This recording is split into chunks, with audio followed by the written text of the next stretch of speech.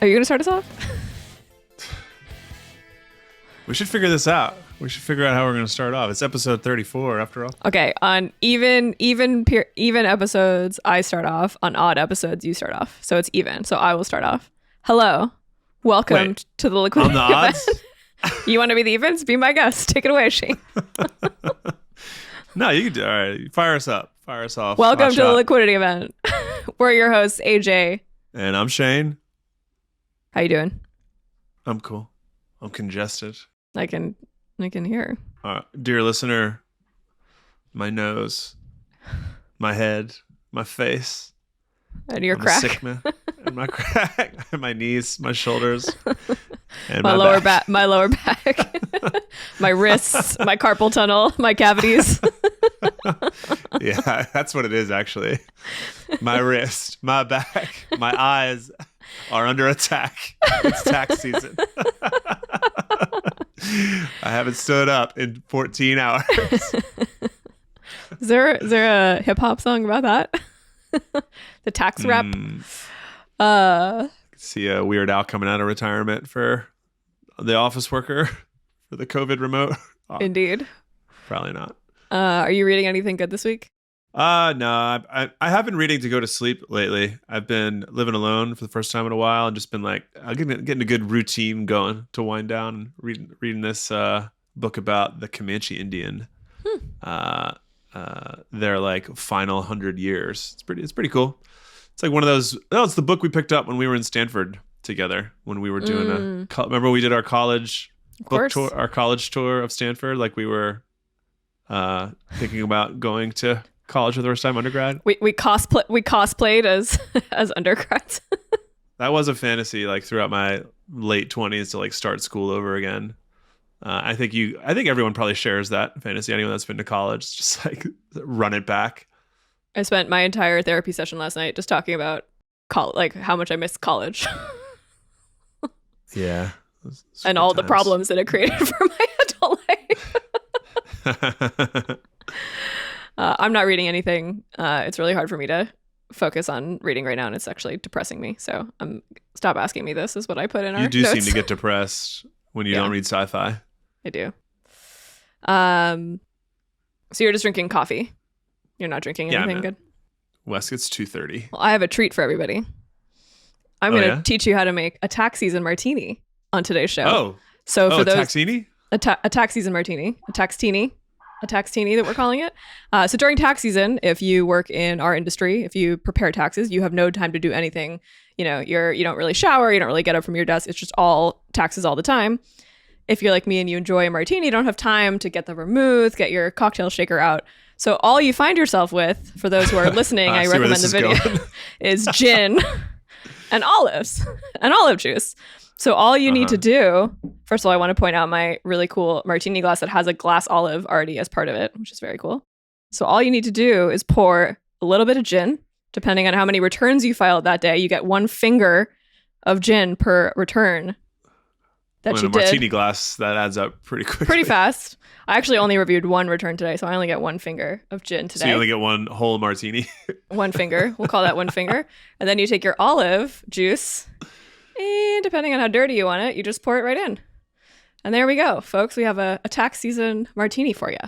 Cheers. Well done. It's already cold because my olive juice is cold. I don't even need to stir it or shake it. Pretty good. Ooh, botanical. Impressive. It's amazing what you can accomplish under Parkinson's law. For those of you that don't know, Parkinson's law is the law that says that a task will take as long as the amount of time you allot to it. So AJ has no time to shake up martinis. So she's just going to pour gin into cold olive juice in a martini glass and call it a taxini. Taxtini. Taxtini. Sorry. Cracking up. Charlie's face is against the window behind me like he's in prison. Help, Dad. Like, bro, you're outside in LA. It's 60 degrees. You're good. By the way, we have no IPOs this week if you want to stop listening now. We got some great articles for you today, this week, though. We're going to talk about inflation. We're going to talk about... Come on, we're going to leave that for the end. I don't want these numbers I don't want any bad reviews here. I came here for the liquidity event. No liquidity events happening this week, folks. But yeah, lots of cool stuff to talk about today. But you've got something fun that you want to talk about before we dive into the articles. What are you up to? Oh, this my skincare routine? Haven't you talked about this for the past 3 weeks? Have I? I think so. It's okay. Oh, You're well, there's excited new about it. developments. That's okay. Tell me about the new developments. I'm excited that you're excited. I do things for other people sometimes in the sake of curiosity and just to see the smiles on their face. You know, like contagious happiness is a part of my identity. Also, so I also I'm going to interrupt you for a second. I came to the realization recently that you and I need to have like not dumb things, but like things that are not related to work that we have in common to maintain our rapport as business partners.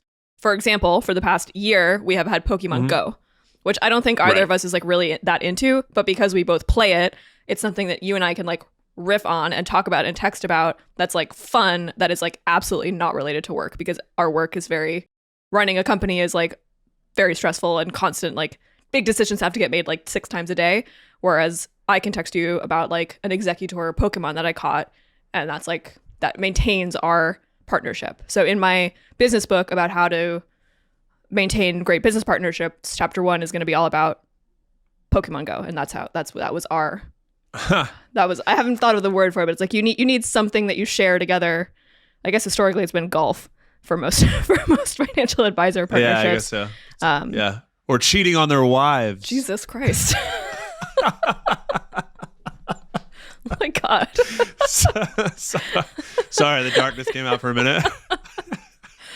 I'm gonna go with Pokemon Go, and your skincare routine is also that, because I have a great love and affection for my skincare routine, so that's something new that we have in common to talk about. Well, yeah, we stopped playing Pokemon Go, so what's our next thing that we're going to use to build rapport? I think it also comes back to those, you know, when you talk to people that specialize in feedback about how to provide good feedback and how to encourage negative feedback within a company. I think the ratio is like 4 to 1 on positive to negative feedback that you need to provide to somebody. So for you and I, we need like 4 texts about Pokemon Go, and then the 1 text about how you fucked up that meeting that you were running, and that way it's balanced out. Right, exactly. Right. Or about how one of your business ideas is, I'm not saying this about you, I'm saying this about, it's in bi-directional. I'm not pointing any fingers. I fuck up meetings. Right. Routinely. Like Yes, I agree that skincare. No comment? No comment. Yeah, I got a mud mask yesterday. I'm going to slather it on. I'm going to send you a silly photo of me in a mask. Love like that for you. Laid in bed. Love that for you. Reading a book. I don't know what any of these things are. So you're learning. Guide me. You're such a good learner. All right, let's get to the articles. Shut up. Let's get to the articles. Why the Fed is poised to raise interest rates. We've got a New York Times article. That's just one of hundreds of articles today written about this decision. The Fed met for 2 days, had a bunch of, debated constantly, and then they announced just today on Wednesday, March 16th, that there would be a rate hike on the Fed funds rate, which is the overnight lending rate that banks can quickly loan each other money. That rate hike is, drumroll please, 25 basis points, 1/4%.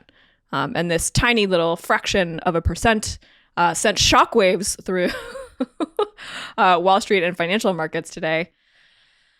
Yeah, even my mortgage broker sent out, as soon as the news hit, within 30 minutes, she was, in my inbox with a newsletter about how this is going to impact lending and all that. I know as financial advisors, we're supposed to think this is a big deal, but isn't the take on this just like, it's about time? Like, of course, this is the natural behavior when we're in a period of inflation and we've been at historically low interest rates to account for the market correction we had back in, or the slowing of the economy we had back in COVID for 2 years. Is that a question? Yeah, the question is, I know you agree with me. I'm passing the ball to say, like, who cares, right? Yeah. It is funny to see Wall Street explode. Like the cover of the Wall Street Journal was the Zelensky pleading to Congress in like a Star Wars moment where like a rebel planet is like begging for help from the rest of the rebel alliance. And then like Wall Street Journal bumped that down to to like below the fold to talk about the Wall Street, the Jerome Powell's urging the Federal Reserve to raise the interest rates by 1/4% from 0% to 1/4%. So yeah, I mean, it's like, why are they losing their mind? I'm trying to understand it as well. Like, it's been a while since we've raised interest. I mean, we did it in 2018 when the economy was recovering, and then it didn't go much higher than that, and then COVID hit.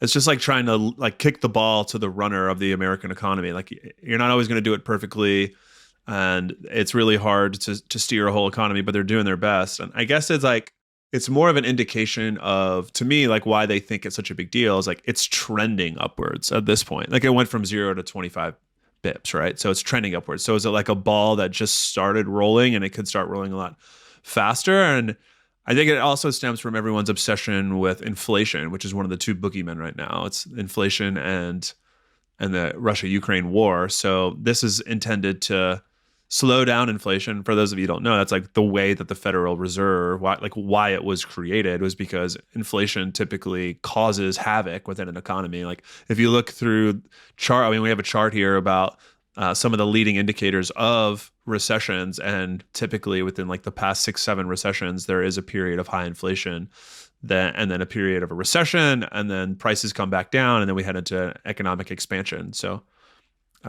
while the stock market is not, I like to reiterate that the stock market is not the economy. A recession, as defined as 2/4 of a shrinking of the economy, that does not have anything to do with the stock market. I mean, the stock market generally prices are attached to like how valuable things are in the economy, but they are just prices, and it is not the economy. So just want to separate those two things out. And in a recession, typically stocks go down, but that's not how we define it. So there's like recession woes, like, are we raising interest rates fast enough? Jerome Powell says in this journal article that he does not see a recession in our near future, which means that we are going to continue on one of the longest expansions of the U.S. economy in our short history relative to the rest of the world, but for post-industrial world, a few hundred years. So I think we're still in good shape despite some shaky fundamentals right now. Yeah, I mean, we also can't forget, like, historically, interest rates are not 0% or 1%. We look at historical interest rates throughout since the Fed was invented.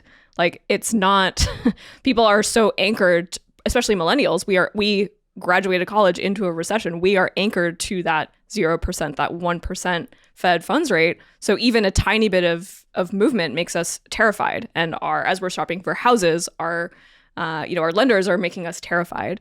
But, it's love selling fear. Right. But love when people sell fear. But remember, a rise in interest rate like this, has reciprocal effects. For example, if you log into your high yield savings account at Ally Bank or Marcus or wherever for the past couple of years, you've probably seen it below 1%. As interest rates rise, that rate will also go up. So if you're holding a bunch of cash, this little rate hike will actually help you and earn more interest in those accounts where you're saving cash for the long term. So economy is really complicated. We can't pretend to understand what's going on.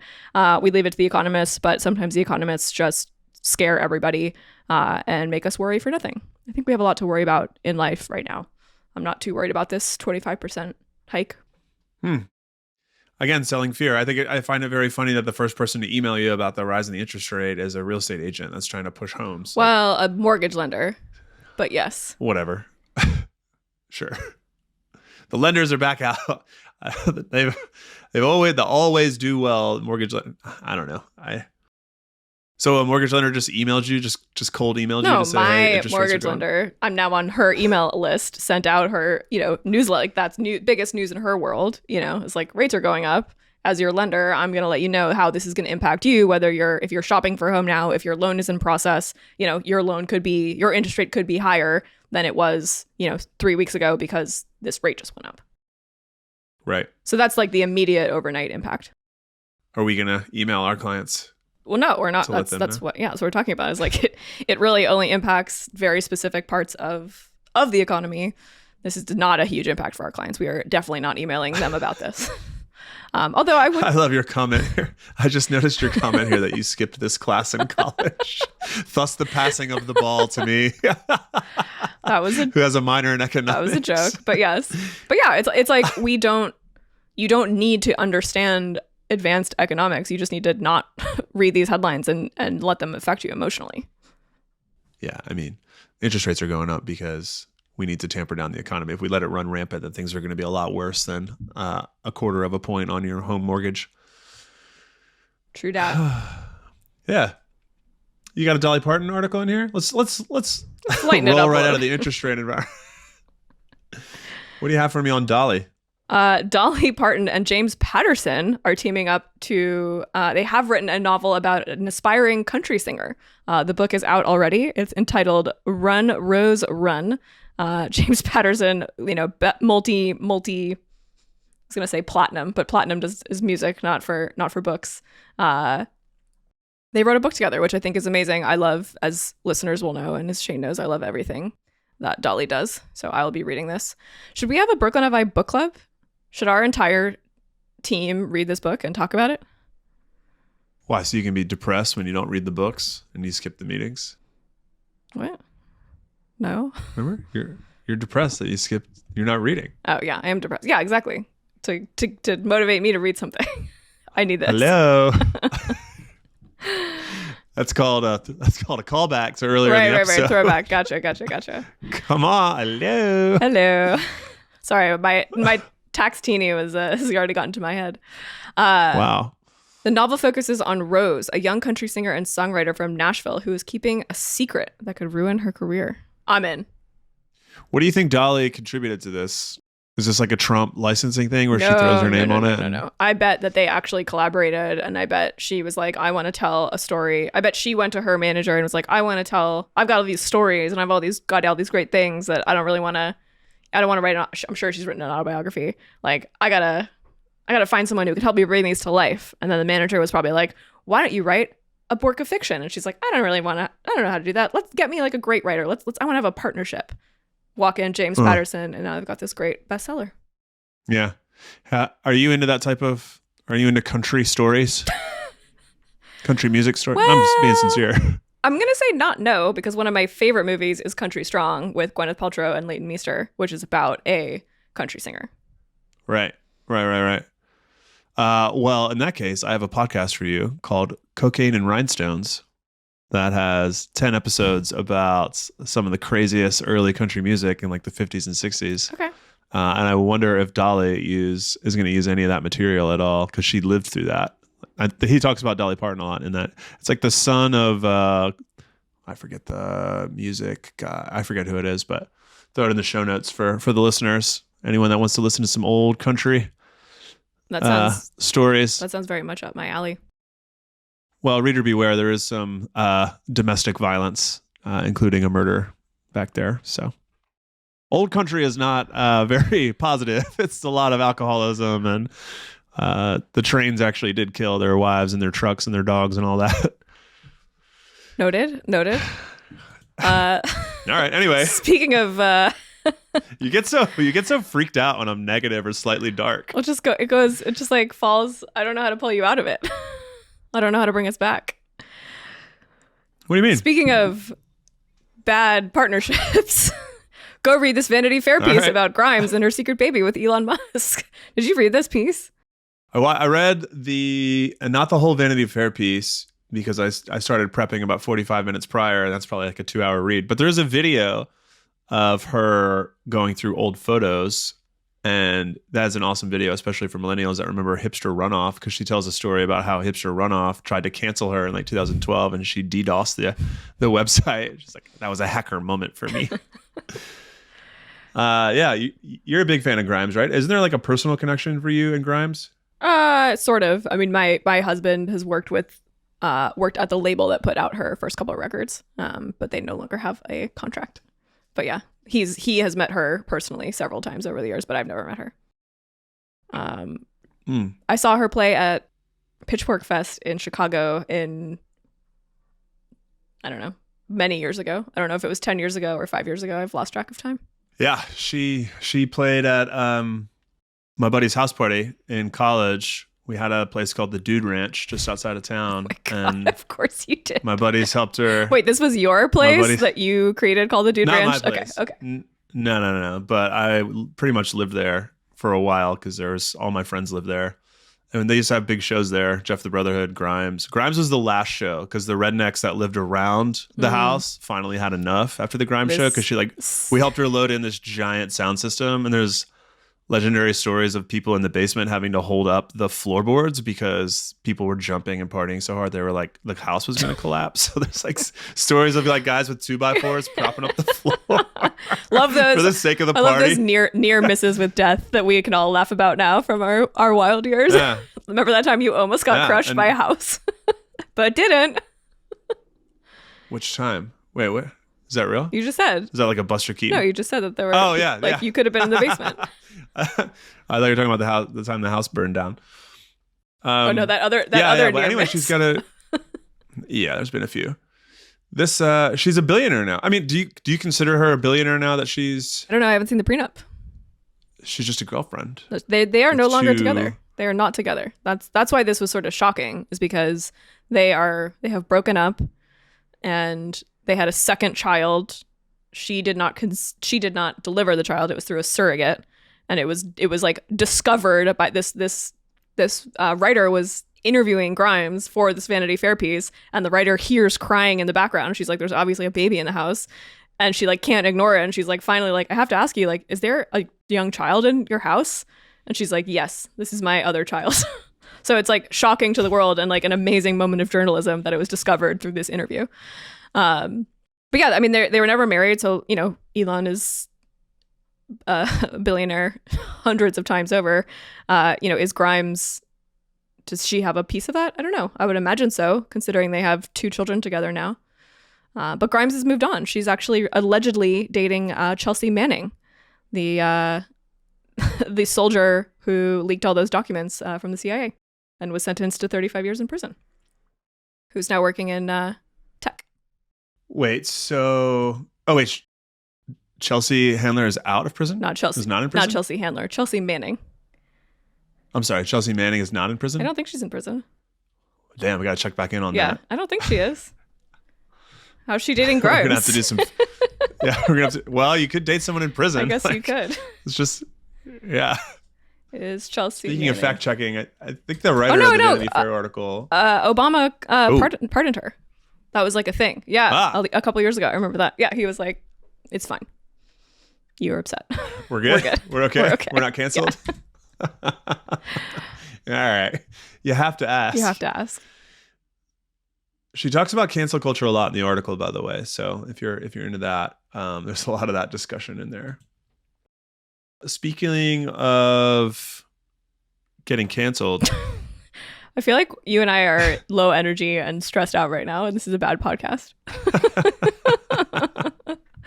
You say that every time. What do we do to turn this around? Let's talk about taxes. Oh boy. There's the segue. Well, we're filing our own taxes right now, right? And we're both nomad millennials. So I'm asking you, I was like filling out our business tax return and asking you where the hell you were during 2021. How long did that take you to figure out? It actually only took me about 45 minutes because I went through emails. Like day by day of where you were on each.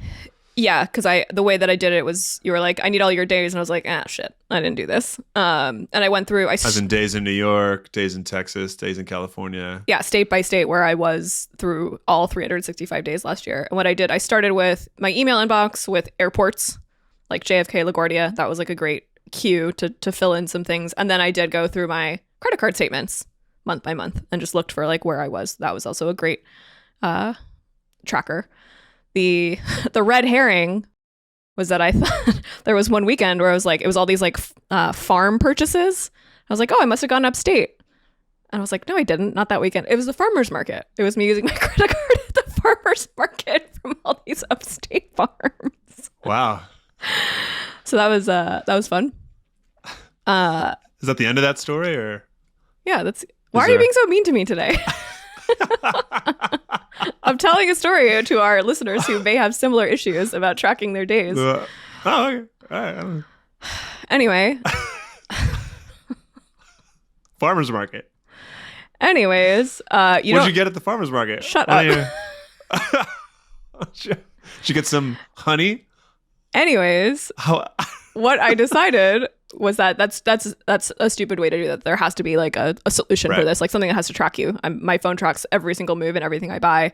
And turns out there are two apps. One is where there's many apps. The two that seem the best are called Tax Bird and Tax Day. Some New York Times reporter already wrote this article about the different apps you could use to literally track your location. So I'm going to do an experiment over the next month, during which I have traveled to a few different states, and I will report back on which app is the best for tracking your location. Yeah, I find it funny that our apps track us or our phones track us nonstop, like literally every single latitude and longitude destination I've ever been at in motion. And I can't get the information when it's time to figure out where the hell I've been, like when I've lost an article of clothing or AirPods, or I need to track what state I was in on every given day of the year. And that's insane that they have that information every single day of the year where you've been, probably since you got an iPhone back in 2012 or whatever. Like, yeah, I mean, they'll tell you where you parked your car without asking. Like, you parked your car here. You're like, oh, thanks. But what about when did I spend time in California last year? I don't remember. I have no idea. Yeah, I'm sure somewhere in the end user license agreement, you sign off on them tracking you wherever the hell you've ever been, but you can't get the data. And the EULA, or however you pronounce it, is 150 pages long, which reminds me of a real estate article. We've been like talking about real estate a lot over the past few weeks. I think we should do a real estate deep dive, because it turns out Wall Street has been buying up a ton of single family homes, and like they've got like these 60-page renters agreements that make they're terrible landlords apparently. Like, of course, private equity owning single family homes, they like push all of the responsibilities onto the renters. Like if there's mildew in your house, it's as a your renter, problem, you have and to replace you signed off on it according to them. Oh, that sucks. Yeah. So I'm just trying to figure out where all the homes are. I mean, we have this other article here about 3D printed homes debuting in Texas for South by Southwest. Are you going to South by the way? I am not. Or did that already happen? No, Nabil just left this morning. My husband left this morning. He's actually delivering the keynote address this year, which is very exciting for him. But I'm not going. Oh, cool. So he can go check out this home in the Real Deal, this Real Deal article. That was the first 3D printed luxury home on the east side of Austin. I told him about that. It debuted like yesterday, I think was like the real estate portion of South by Southwest. South by Southwest is just like, you got an idea? Come on down to Texas. Like, we'll give you a panel. Yeah. Yeah. It can be anything you want it to be. Yeah. I lived in Austin for 3 years in my early 20s, and for me, it was the Lone Star Beer Festival, essentially. I just, friends in town. There was no real estate or film viewing. It was just shows. So it's funny to look at this as an adult, and 3D luxury printed. Like there's like a tech festival attached to it as well. For sure. Yeah. So this company, like Kara Swisher goes and talks about tech every year. Yeah, this company Icon is so they originally started out to bring affordable housing, but then they realized their tech was so good that they could they could pivot and make some money by selling upmarket. And this home that just got printed is like a beautiful $1 million home. And I did some light Googling. I don't know if this is true or not, but it said that these 3D printed homes start at $750,000. So I would imagine if you add any bells and whistles, you're talking about upwards of $1 million for your 3D printed home. I guess the idea is you buy some land or you buy a teardown so you can get your dream home for a lot less in a super competitive market like Austin right now. 750, like what? For 3D, like what's the point of a 3D printed home if it's going to cost the same as a regular home? Well, like the idea is that it's going to go up faster. Like it's so hard to build homes right now because of like material shortages and labor shortages that if you want your own house, if you want a custom house, 3D printing might actually be cheaper and will get your house built faster. Here's a theory. Oh boy. If you're so desperate for a luxury home that you need, and you have $750,000 laying around for it, maybe you don't need this. Like, maybe we need to pump the brakes on the real estate market here. Like, what? Like, whose problem is this solving? I guess we put it in the podcast or in the article, like we're talking about. I was just really hoping that this would help solve the supply and demand issues around the real estate, because everyone's complaining about rent and everyone's complaining about home prices. Like, how is everyone pissed off and the prices are so high everywhere in the country? like something's got to give, right? I mean, can we just convert all of these old office spaces into condos? I mean, Like, that has to be. when do we come to that? That has to be the next move, right? Or what about all these churches? There's like churches on every corner that like no one's going to anymore. These like beautiful buildings. I'm gonna get canceled for this. I don't mean stop going to church. I've already been canceled for that. I don't mean stop going I've to already church. I just mean unused land that could really benefit the communities around them. Like the church was supposed to be the center of the community. Like it has served its purpose. People aren't going anymore. So let's turn it into affordable housing. And on that soapbox, I end. And that is the last episode of Brooklyn FI that we will be allowed to produce. Wow. See, I say all these dark things and you just look at me with a blank stare, and then you come in here and say appropriate the churches, and we can just keep rolling, baby. No problem. I don't. Huh? I think there's a lot of public land that could be repurposed. I'm not saying stop going to church. I'm just the saying churches are not public lands. They're private not land. public. They're private lands that are, there's no tax revenue. They just don't pay taxes. Yeah, there's no tax revenue for the schools around them. And when you're in an area like even, in Brooklyn, there's churches everywhere. And like those valuable plots of land could be contributing to schools, hospitals, public care, all the things that are going to make the community better. Anyway. We solved it, y'all. We solved. Fixed it. I solved all your problems. Urban planning 101. Here we go. Next week on the pod, someone who knows what the fuck they're talking about. Thanks for listening, folks. This has been episode 34 of the Liquidity Event. You can find us online at brooklynfi.com/episode 34. Email us at liquidityevent@brooklynfi.com. Shane is typing a memoir, apparently. Later.